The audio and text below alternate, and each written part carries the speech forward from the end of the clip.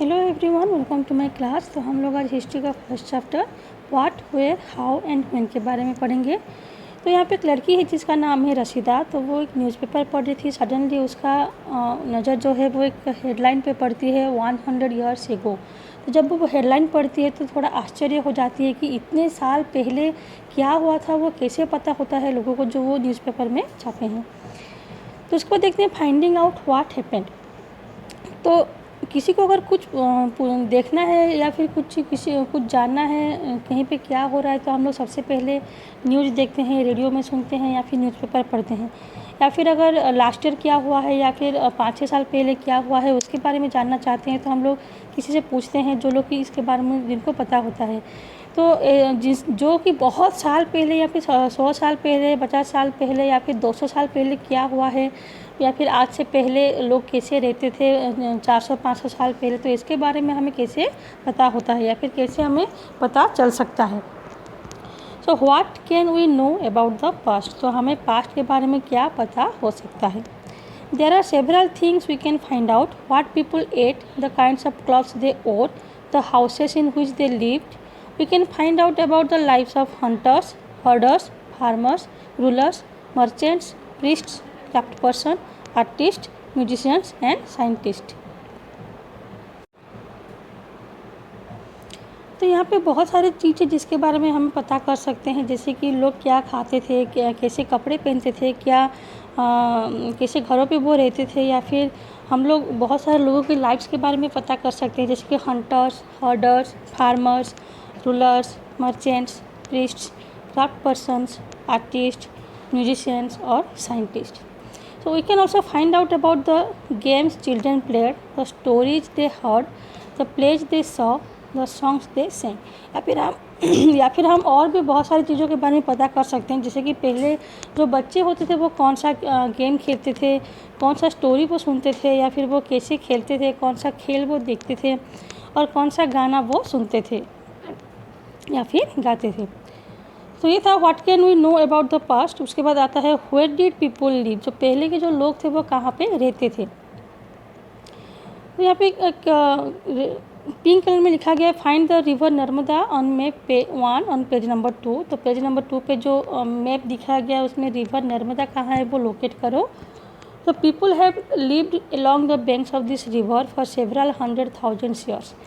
तो जो पहले के लोग थे वो नर्मदा रिवर के बैंक्स पे, मतलब उसके किनारों पे वो जो होता है जो लैंड, उसमें वो बहुत सालों तक रहते थे। Some of the earliest people who lived here were skilled gatherer, that is people who gather their food. तो यहाँ पे जो लोग रहते थे उनको स्किल गेदरर बोलते थे, मतलब जो लोग खाना को गेदर करके खाते हैं। गेदर का मतलब होता है कलेक्ट करना, जो कि जंगलों में इधर उधर वो घूमते थे और जंगलों से जो रूट्स होता था, फ्रूट्स होता था, उसको वो कलेक्ट करते थे, उसको वो उठा के लेके आते थे और खाते थे, इसलिए उनको स्किल्ड गेदरर बोलते थे। They knew about the vast wealth of plants in the surroundings forest and collected roots, fruits and other forest produce for their food. तो उनको जंगलों के बारे में बहुत सारा नॉलेज था कि कौन सा प्लांट्स अच्छा है, कौन सा प्लांट्स नहीं, किसके प्लांट्स के रूट्स को या फिर स्टेम को खाया जा सकता है। तो वो ऐसे बहुत सारे फॉरेस्ट से रूट्स हो, फ्रूट्स हो या फिर जो फॉरेस्ट प्रोड्यूस होता है जिसको वो खाने के हिसाब से यूज़ कर सकते हैं, उसको कलेक्ट करते थे।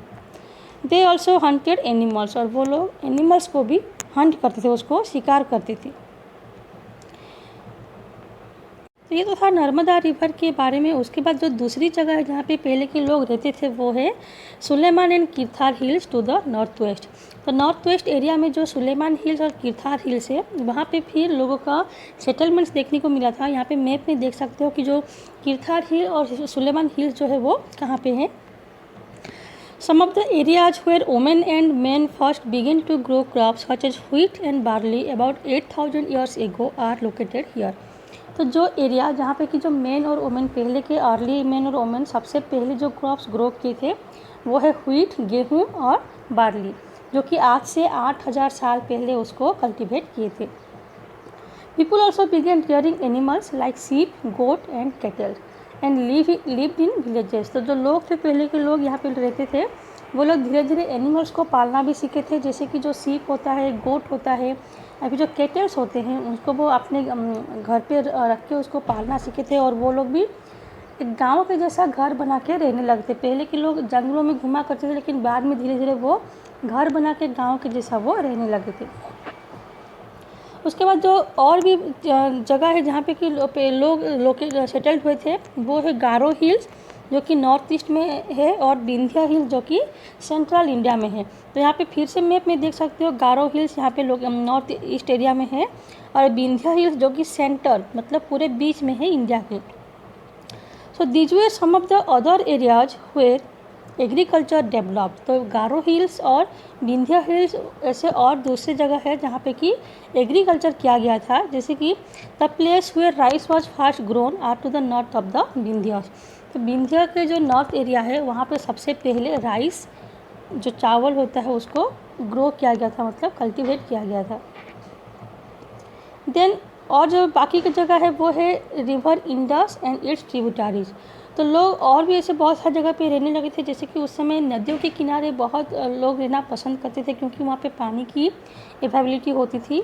तो जो इंडस रिवर है उसके जो ट्रिब्यूटरी रिवर आते हैं, ट्रिब्यूटरी का मतलब होता है मेन रिवर से जो बाकी के रिवर आके जॉइन होते हैं। मतलब इंडस जो है मेन रिवर है, और इंडस रिवर को बाकियों के रिवर आके इंडस को जॉइन करते हैं, तो उसको बोलते हैं ट्रिब्यूटरीज रिवर।